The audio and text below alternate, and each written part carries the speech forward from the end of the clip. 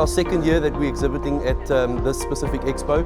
First one was 2021, if I'm not mistaken, and the feedback that we got was very great. The guys they liked it a lot, and there was a lot of leads that we got from that show, and I'm sure that this year is even going to be much better than what it was the previous time. So being one of the main sponsors of the KITE Expo gives us that wonderful opportunity to market our name and to get our name out there. So we would want to market our product this year, especially our welding and our PPE, because we are a big supplier of welding and PPE products in various sectors of the market. So one being marketing, and then two, obviously strengthening our well-established relationship with the Durban customer base, and obviously, getting new business and finding new business within the area.